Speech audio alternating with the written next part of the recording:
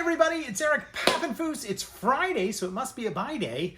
And today, Amanda, we are going to talk about murder. Specifically, books about murder. Some of the earliest bestsellers of true crime, in fact. And that's because just this past week, we went to the Lancaster, Pennsylvania library sale. It's an amazing sale. It's in a shopping mall. It's one of the only book sales with hundreds of thousands of books where you can roam the aisle with a shopping cart, just pouring the books in. But they also had an old book section.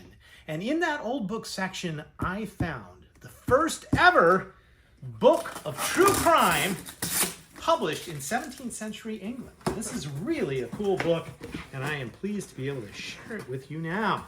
Let's go right to the title page here. And it is, in fact, The Triumphs of God's Revenge Against the Crying and Execrable Sin of Murder. Now, what's particularly interesting about this edition, which was published in 1670, is that it's the first edition of this book by John Reynolds to be illustrated. And it is illustrated with the most amazing copperplate cartoons you've ever seen. This book contains 30 different chapters, each one describing a murder. And John Reynolds claims that all these murders are true, and these are murders that he learned about on his travels in the continent. Now, he was a Protestant, and part of the theme of this work is that those Catholic countries are filled with all sorts of evil doing. And you're not supposed to be pleased by these tales of murder. Amanda, you're supposed to learn and become penitent. However, I think he got a little too excited describing them. At least I'd like your opinion. Now, the first thing you notice, I'm just going to randomly come up with one of his Spanish tales. This is his tale number 16. Now, zoom in on that cartoon. And while you look at that, I'm going to read you this caption here. Okay? Idiaques causes his son, Don Juan, to marry Marsilius, and then commits adultery and incest with her. Now, she marks her father-in-law, Idiaques, to poison, and then, likewise, makes her own brother, D. Perez, kill her chambermaid. Oh, no! Don Juan afterwards kills Dr. Perez in a duel, and then Marcella hath her brains dashed out by a horse. Come back here. They're the brains being dashed out by a horse. There's all sorts of inventive ways. Anyway, eventually Idiaques is beheaded, and his body is consumed by fire. And that is just one of 30 tales of murder. Now, do you think he's having a little bit of fun in describing these tales? I think maybe. Should we do one more? Let's just do one more. That was the Spanish tale of murder. Let's read the French tale of murder. Okay. All right, now zoom in, and I'll read you this one. Now, I've got a son named Chauncey. So here, Chauncey, poor Chauncey, kills La Roche in a duel. Well, lots of duels going on. And then Tourbillon causes Montcallier, an apothecary, to poison his own brother. Well, yes, of course. And then he falls down the stairs and breaks his neck. Another interesting way to commit murder.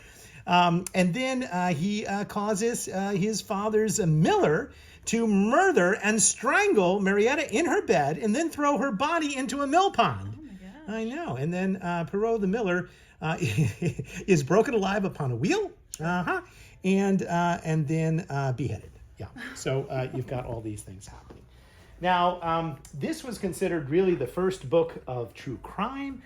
It really does seem like a comic strip, and it's a very interesting book, and it was a huge bestseller. It went through edition after edition after edition in the 17th century. And if it sort of reminds you of later sort of Gothic tales or maybe even Elizabethan tragedies, it's because playwrights actually used this book as a model for some of the plots, including Thomas Middleton for one of his famous Elizabethan plays. So we go from these tales of murder to another type of book on murder, which took place in the Regency. And what we have here, Amanda, is something that I found in Jim Thorpe. It was bound inside a larger work, and I had to take it out of that work because this is originally what you would call a chapbook or a paperback book, published in just a few pages. And it would have been bound in paper wrappers, and then eventually they don't survive that often, but this one survived because it was bound along with other pamphlets in a larger book. And this is another tale of murder. This is from the early 19th century, called Horrible Revenge, or The Monster of Italy, a romance of the 16th century, also hopeless love.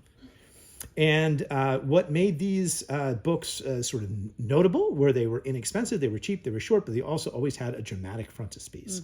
And that's pretty much a hand-colored dramatic frontispiece there of a beheading. This is called a shilling shocker, which I think is one of the best names ever for a type of book. And it became all the rage in the early 19th century, starting in England. But what happens is that the cost of printing becomes increasingly less expensive, and you don't even have to pay a shilling. So when this book came out, it was very expensive. Only the wealthy could buy this book. Then you still had to have a shilling to be able to buy these books. But by the 1840s and 1850s, all you needed was a penny. And a new type of paperback was birthed to the world, and it was called the Penny Dreadful.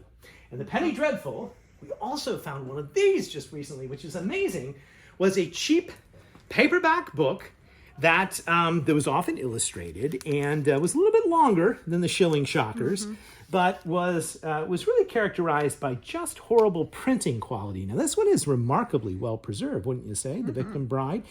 But if you look at it up closely, look at how the type font is falling apart. You can barely read it. The paper is sort of yellowing. The murderous enterprise is no more. Now, one of the things I like about this Penny Dreadful is that it was owned by a teenage boy. Oh. How do I know that? Well, on the inside, this guy, Henry Hallam, has stamped his personal stamp, much like a teenage boy would, don't you think, about 4 or 5 times. Yeah. And this is American, so this is an American Penny Dreadful. It was published in Philadelphia. And Henry Hallam, and when this was published in the 1870s, would have been somewhere between 13 and 15 years old, which is, in fact, the market for the Penny Dreadful. Sure. And in England, these were sort of the video games and comic books of their age. And there was a big debate in Victorian England about whether or not this was good for young men to read and whether or not it was causing them to commit crimes or to become immoral. Let's look at the illustrations for this one, Amanda, and I think you'll see that they're rather shocking as well. If you don't know the story of the Victim Bride, well, it's a true and touching, it's not true, but it's supposedly about the captured daughter of a Philadelphia millionaire. Look at these illustrations. So first you have to start with the abduction of the daughter. That's not good, right? No, she's carried off. And then the husband goes looking for her, but is thrown in a trap and is unable to save her. And then the husband decides he must shoot himself and commit suicide because it's so horrible. Oh no! Don't back away. There's more. Then she's almost killed by a rather ghoulish man with a dagger. And then to make it even worse, she finally is freed. She goes home. And what happens to her father, to save her from the embarrassment of having been violated, decides to shoot her and kill her, caption being, "I was forced by circumstance to kill my own child to save her from a fate worse than death." Oh, those Victorians. Now that is a Penny Dreadful. Also, just let me show you this, Amanda. Sure. Look, the captions are translated into German, which is interesting. The book's in English, but you can see that the Pennsylvania Germans were also interested in reading about it. And it even starts on page 19, which I like because they make it seem longer than it is by starting at a later point in time. This was published in Philadelphia. Isn't that cool? And this gave birth to future types of paperbacks like the dime novel that maybe we'll talk about on a later point in time in the 20th century. But these are the 19th century shilling shockers, Penny Dreadfuls, and true crime books on murder. Ready for a funny book? Absolutely. I think we need one after all this talk of murder. And we found this book today at the Klein Library sale. I love it. You'll love it too. It is called Subpar Parks, and it is a collection of Instagram reviews of national parks. And it will make you chuckle. So, for instance, Yosemite, trees block view. I gotta like that. Or Carlsbad Caverns, poorly lit. Zion National Park, scenery is distant. And finally, one of my all-time favorites, they went to a beautiful waterfall, but it was very, very, very, very muddy at the Cuyahoga Valley.